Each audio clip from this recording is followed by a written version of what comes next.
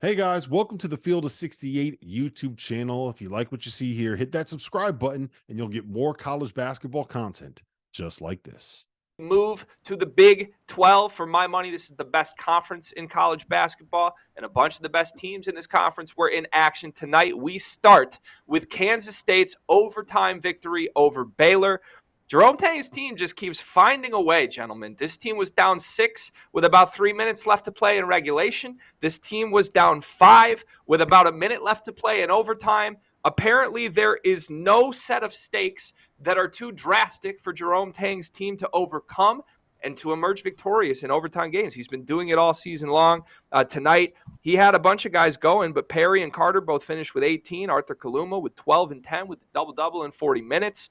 A big-time home win against his old program. That's got to feel good. Rob, are you surprised Kansas State emerged victorious at home? No, because the Octagon of Doom is the Octagon of Doom, and we were there for the Kansas State game last year that went to overtime. And that place, when it is loud, it gets loud. So that's one of the better home court environments. I don't think people really pay enough attention to.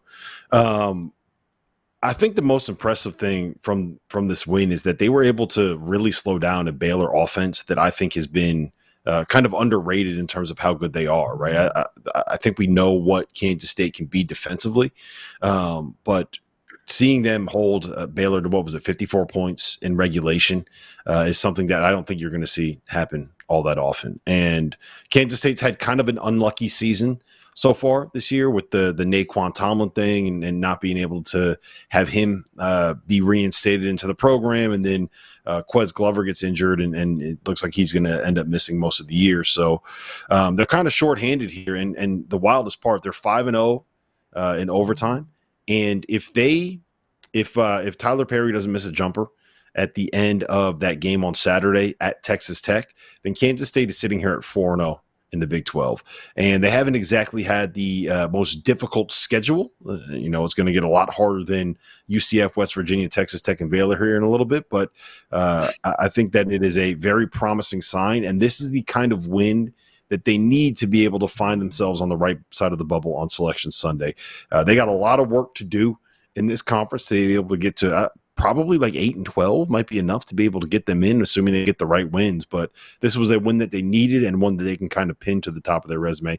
Best win they have this season. That's a big one for Kansas State. Yeah, it's definitely their best win of the season. I just think that anytime you're in your conference race, we've talked a lot about, winning on the road is hard, but you always want to be able to defend your home court.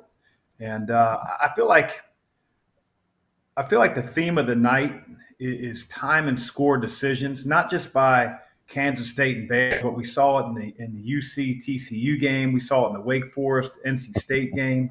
Some of the decisions in the last 2 or 3 minutes by some of the players and just the lack of execution. I mean, Baylor fouled not only at the end of regulation a jump shooter by Jaden Nunn, but also doing it again with Jacoby Walters found Arthur Kaluma. Now, he made the three, but had he missed that, now he's going to the line. You never foul a jump shooter. And to do that, the last 2 shots, last shot of regulation, last shot of overtime, I just think there's got to be better decision-making and smarter play down the stretch. And, without going into the next game of TCU Cincinnati, within the final 10 seconds of regulation, you had 2 fouls 90 feet from the basket that resulted in both teams getting the super bonus and bonus. And if I'm one of these coaches, I'm taping these games, which you automatically already have on Synergy or whatever program you're using, and I'm sitting down with my team the next day and showing, the last 2 minutes of about 2 or 3 different games from tonight so that our team can learn and make better decisions about down the stretch. But Baylor should have won that game. I mean, give Kansas State credit. They played their tails off, but Baylor should have won had they not fouled jump shooters down the stretch. Yeah, I'll give credit to the shot making down the stretch there. I want to talk about that Cincinnati TCU ending. Cincinnati got a massive overtime win against a TCU team that was one questionable flagrant foul on Ernest Udeh away from being 3-0 with a win in Fall Allen Fieldhouse.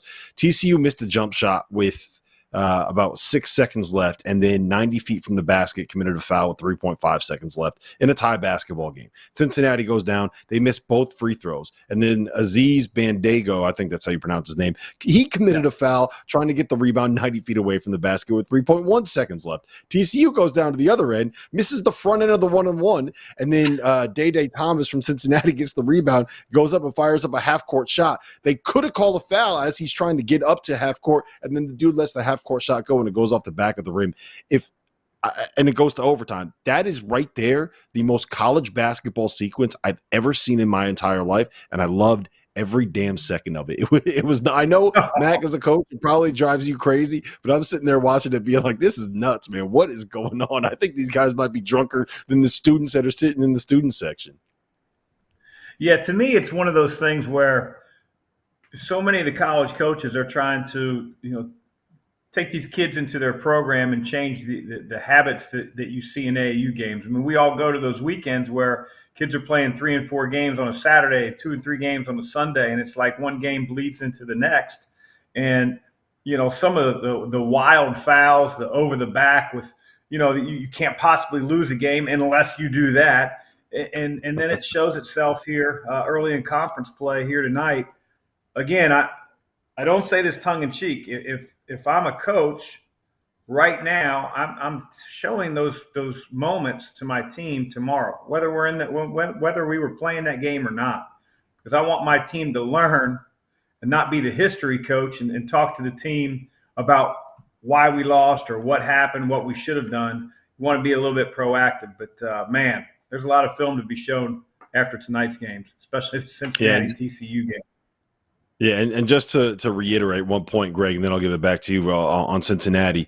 They have that road win at BYU, but beyond that, it's nothing but like sub 150 wins that they have this year. So picking up a win over TCU, even in overtime at home, is a very, very big win for a Cincinnati team that has some pretty good numbers in the metrics. And like, I feel like I'm beating a dead horse here because we just said it about Kansas State, right? And we just said it about TCU, but Cincinnati is one possession, a Max Asmus game-winning jumper at home against Texas, and then one possession and a 3-point loss at Baylor away from now being 4-0 in the league, and that's Cincinnati, right? BYU is a team that's been in the top 20 of the rankings all year long. Part of the question that we had about the Big 12 was like, man, it's going to be tough for these teams to get in there. Well, you know what? Cincinnati's 2 possessions away from being in first place in this conference and 1 possession away from being 1-3 in the league. Like, this league is ridiculous, man. The Big 12, I don't know how coaches go here. I feel like you go through a lot of Pepto-Bismol as a coach if you're going to be coaching in that conference. A lot of Mylanta. Yeah. You even look at UCF, the other newcomer likely at the bottom of the table right now, right? 1 and 2 in conference. Their only win, Kansas, right? Like these teams have really adjusted right on the fly and come in and made some waves. Yeah, the word that comes to mind from TCU Cincinnati for me was just slop, which can make for an enjoyable viewing experience sometimes. But in this game, 34 turnovers. That is as many 3-pointers and free throws as were made combined. Like just so many turnovers, so many fouls in this game, and a chaotic ending. Sign me up. It felt like March. I'm very in. Question for you both, just rapid fire style, and then I do want to pick your brain on the Kansas result tonight.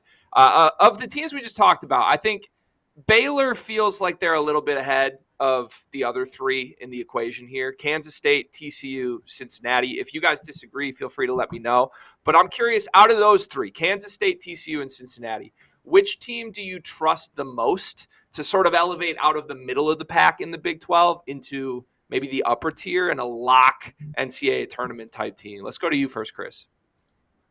I think for me it would be TCU. I know they lost tonight, but I just think that Jamie has done an incredible job. When he took over the program, they were a complete afterthought. I think their teams defend. I think they have some toughness to them. And you go on the road in the Big 12. We talked about it before. It's the best league right now. And it's showing itself to be. I mean, how many teams do you have in the top 25? 7. It's a monster. And then you have teams that like you talked about, Greg, UCF, beating Kansas at home. I think that the newbies in this league, you know, are trying to make sure that they belong early on. You know, no one wants to take their lumps and, you know, have a 4-16, you know, conference season and talk about the adjustments they need to make. And so they're coming out swinging, and obviously their crowds are excited. Their home court, you know, the home court advantage that they're going to have moving up in leagues. I mean, they're excited to welcome these teams, you know, to get a Texas at UC, to get a TCU at UC. It's a big deal. And so it's going to be a hard place to win, just like the other places. You know, whether it's Houston, UCF, BYU, they all got great home court environments. So, but for me, it would be TCU in a long-winded answer. Yeah, you know, Rob, I don't disagree. I do think it's TCU. I think Emmanuel Miller is probably the best player out of that group, and I think adding Trevian Tennyson and his shooting ability changes things for TCU. But just to play devil's advocate, I'll say Kansas State because I trust their point guard play a little bit more. And I do think that eventually the duo of Cam Carter and Tyler Perry are going to shoot better than 31% combined from three. Like Tyler Perry is one of the best shooters in all of college basketball last season. He didn't forget how to shoot. I think he's just taking a little bit more time to adjust to that level. And Cam Carter, Tang raved about him to us in the offseason. So I think that that combination of those two guys will be enough that once they kind of figure it out in league play, they'll be able to make a little bit of a run. So I'm in on Kansas State. Now, what is Tang's record in overtime games? 10-0? Yeah, 5-0 this year. Man. It's insane. There you go, man. It's pure insanity. Yeah, just stepping back broadly, there are 9 teams in this conference with 13 or 14 wins. It's going to be a gauntlet, and we haven't even talked about 2 of the best games from tonight. Coming up, we are going to talk about those games. There's 2 games we haven't gotten to. Let's go to Kansas, where they were on the road tonight against Oklahoma State in Stillwater, a 90-66 thrashing by the Jayhawks. 5 guys in double figures. Johnny Furphy picked up a KenPom MVP tonight. 15 points, 7 rebounds, 2 assists. Would certainly be nice if he starts emerging for the Jayhawks as a consistent threat as the season goes along. Chris Mack, what'd you see? See a team that had really good balance tonight. Obviously, Hunter Dickinson and KJ Adams, you know, combined for, you know, 40 and double-digit rebounds. But to have 5 scores, because they're not a deep team.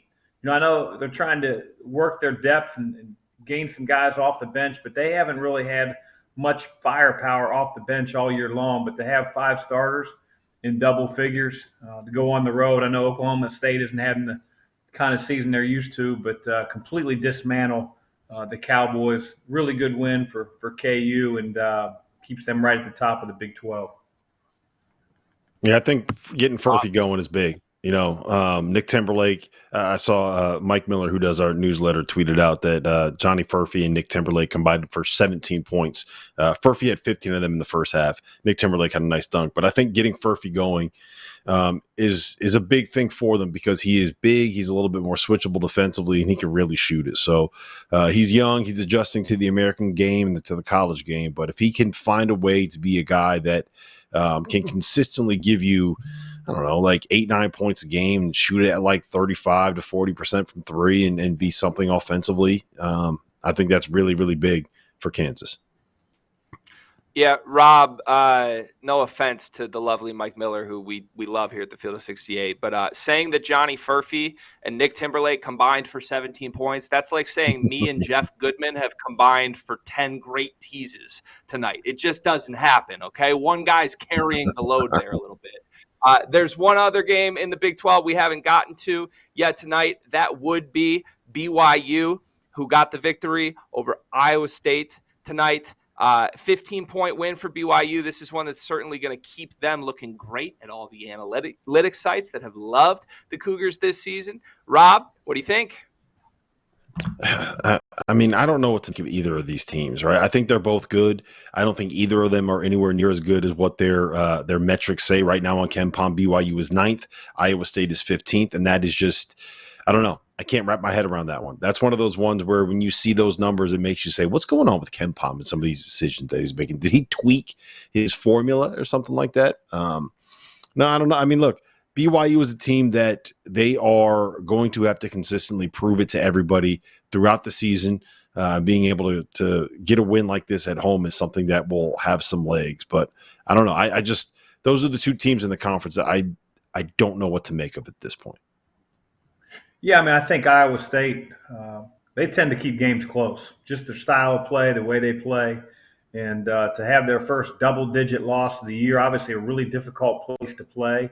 BYU last week had dropped 2 games in a row, and then they get a good win at UCF and come home, have to play a top 25 team in Iowa State, and they handled them. You know, it was close early on, but they ended up handling them. You look at BYU, I think, you know, to Rob's point, I think what separates them, if they can shoot the ball well, you know, obviously Pope, he runs some really, really good stuff.